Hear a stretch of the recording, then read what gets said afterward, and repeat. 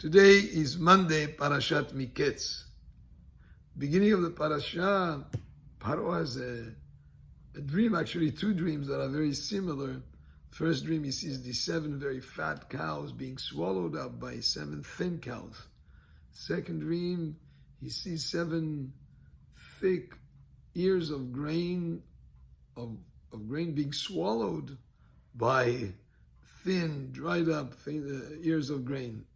He's very perturbed, he's very bothered by this dream, and the cupbearer tells him there was this person with them in the jail, that Yosef was able to interpret dreams.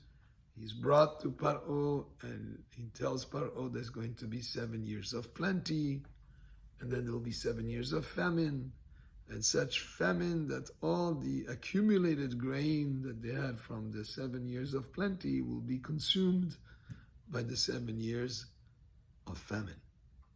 And then the parasha goes on through, when the years of famine came, the brothers of Yosef came to Egypt to bring back home some wheat, some food, and they don't recognize Yosef, because Yosef, when he left, when they sold him, he was only 17 years old. Now he's much older, and they don't recognize him.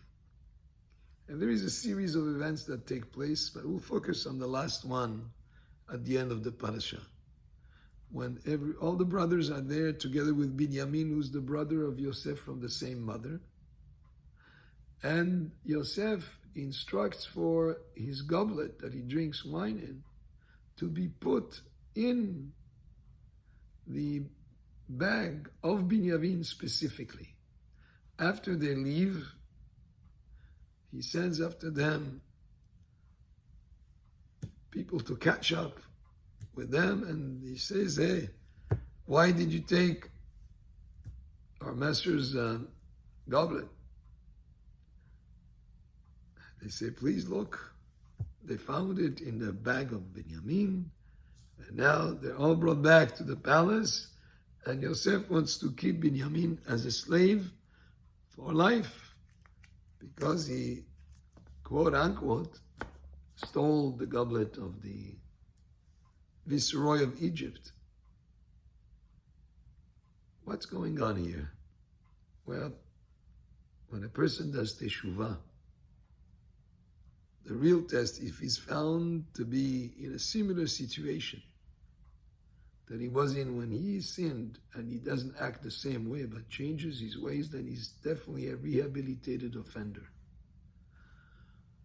Yosef wants to see if his brothers have been rehabilitated, so to speak, from the hatred that they had for Yosef. Binyamin was his brother.